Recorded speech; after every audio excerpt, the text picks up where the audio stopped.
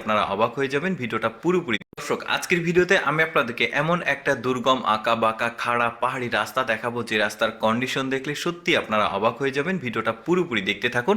আর এই রাস্তার ঠিক শেষের দিকে চমৎকার একটা স্পট রয়েছে যেখান থেকে পাহাড়, নদী এবং শহরের একটা সুন্দর 360 ডিগ্রি ভিউ দেখা যায়, যে কারণে এই রাস্তাটাকে নির্মাণ করা হয়েছে। মূলত পর্যটকদের জন্য এই রাস্তাটাকে নির্মাণ করা হয়েছে। দেখুন, পর্যটকরা এই রাস্তা দিয়ে যাওয়ার সময় এখানকার যে আশেপাশে প্রাকৃতিক সৌন্দর্য সেটা উপভোগ করতে থাকে। আর এই রাস্তাতে কিন্তু আপনি গাড়ি নিয়ে চলাচল করতে পারবেন না, শুধুমাত্র হেঁটে চলাচল করতে পারবেন। তবে গাড়ি নিয়ে এই রাস্তার অর্ধেক অংশে আসা যায়। সেখান থেকে যারা ট্রেকিং করতে খুব পছন্দ করে, মানে এক্সট্রিম ট্রেকার যারা, তারা এই পুরো রাস্তাটি কিন্তু ওই যে হেঁটে পার হয়, মানে সিঁড়ির রাস্তা কিন্তু এটা গাড়ি নিয়ে চলাচল করা যায় না। আর যারা একটু দুর্বল, মানে খুব একটা হাঁটতে পছন্দ করে না, তাদের জন্য আলাদা একটা স্পট রয়েছে, সেখানে গাড়ি নিয়ে এসে থেমে বাকি অর্ধেক রাস্তা কিন্তু তারা হেঁটে এখান থেকে এই সৌন্দর্য উপভোগ করে। বলতে পারেন এই এখানে যে সৌন্দর্য রয়েছে এটা প্রাকৃতিক সৌন্দর্যের একটা কমপ্লিট প্যাকেজ। কারণটা হচ্ছে দেখুন, নিচে একটা সুন্দর নদী, আর এখানে পাহাড়ের যে সবুজের সমারোহ সেটা রয়েছে।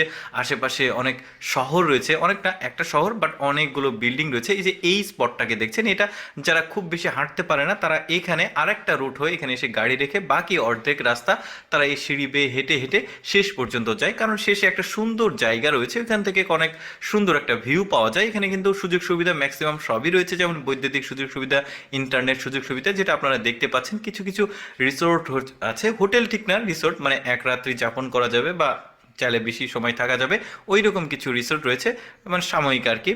তারপরে বিনোদনের ব্যবস্থা রয়েছে বাচ্চাদের জন্য, দেখতেই পাচ্ছেন। বাচ্চারা যদিও হাঁটতে পারবে না, তবে যারা হাঁটতে পারে না তারা জাস্ট কিছু কিছু স্পট রয়েছে সেখানকার সৌন্দর্য উপভোগ করে আবার নিচে নেমে যায়। তবে পুরো রাস্তাটি কিন্তু আমার কাছে বেশ চমৎকার লেগেছে, কারণ আপনারা সবাই জানেন যে দুর্গম যে কোনো জায়গায় রাস্তা নির্মাণ করতে চায়নারা ওয়ার্ল্ডের সেরা, এটা আপনাকে মানতে হবে। তার কারণ এইরকম একটা জায়গাতে এইরকম একটা চিকন রাস্তা নির্মাণ করা এতটাও সহজ না। তার ঠিক নিচে কিছু কিছু জায়গায় আলাদা লেন রয়েছে সেখান থেকে গাড়ি দেওয়া, মানে চলাচল করে, কিন্তু উপর থেকে না।